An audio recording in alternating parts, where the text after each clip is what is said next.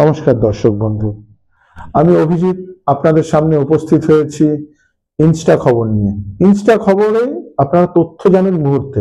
এখনকার বিশ্বে আমরা খবর বা তথ্য জানাটা খুবই দরকার, এবং এই জানাটা আমরা কিভাবে জানি? এখনকার দিনে মোবাইল বা ডিজিটাল প্ল্যাটফর্মই আমরা বেশি ইউজ করি। একসময় হতো নিউজ পেপার, তারপরে টিভি, আর এখন তো আমরা মোবাইলে সারাক্ষণ সারাদিন অ্যাটাচ থাকি এবং সেই খবর জানি। সেই জন্য ইনস্টা খবর আপনাদের জন্য এই ডিজিটাল প্ল্যাটফর্ম নিয়ে এসেছে।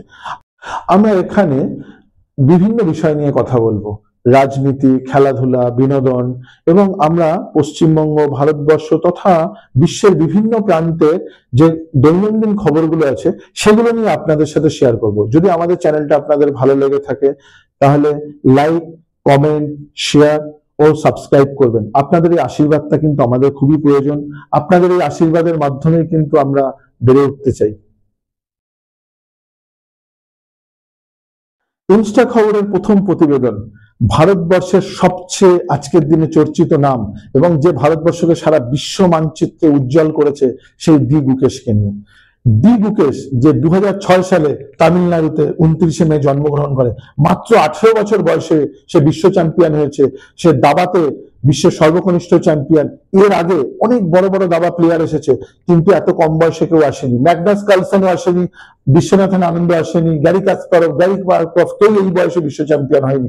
সুতরাং ডি গুকেশের দিকে তাকিয়ে আমরা 140 কোটি ভারতবাসী অনেক স্বপ্ন দেখতে পারি। আজকে অনেক অভিনন্দনের বন্যা বইছে, প্রাইম মিনিস্টার, রাষ্ট্রপতি সবাই অভিনন্দন জানাচ্ছে, কিন্তু ভারতবাসীর বুকে যে চাপা বেদনাটা ছিল 2013 সালে বিশ্বনাথন আনন্দ যখন হেরে যায় চেন্নাইতে ম্যাগনাস কার্লসেনের কাছে, বিশ্বজয়ের মুকুটটা যখন ভারতের মাথা থেকে সরে যায়, ভারতবাসীর ভেতরে যে ব্যথাটা ছিল সেটা কিন্তু ডি গুকেশ অনেকটাই মিটিয়ে দিয়েছে।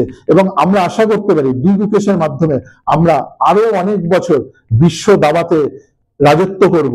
এবং শুধু তাই না, কেন কথা বলতে পারছি জানেন? ডি গুকেশের বয়স মাত্র 18 বছর। 2006 সালে তামিলনাড়ুতে 29শে মে জন্মগ্রহণ করে। সুতরাং এই ওর সামনে যে বয়সটা রয়েছে না, এটা ভারতবাসীকে অনেক স্বপ্ন দেখাচ্ছে।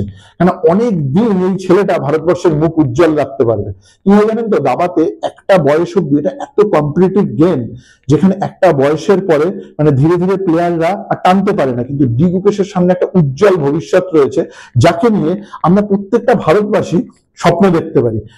এইবারের কম্পিটিশনে যেরকম সিঙ্গাপুরে চায়না ডিং লারিংকে প্রথম 13টা গেম কিন্তু একদম নেক টু নেক ফাইট চলছিল, একদম ড্র ছিল, 6.5 দুজনেরই পয়েন্ট ছিল।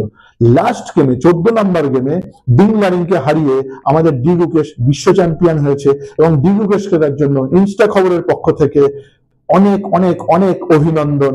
আর আজকের এই প্রতিবেদনটা যদি আপনাদের ভালো লেগে থাকে তাহলে প্রত্যেককে লাইক, শেয়ার ও কমেন্ট করতে অনুরোধ করব, এবং তার সাথে সাথে চ্যানেলটা সাবস্ক্রাইব করতে কিন্তু ভুলবেন না। ধন্যবাদ।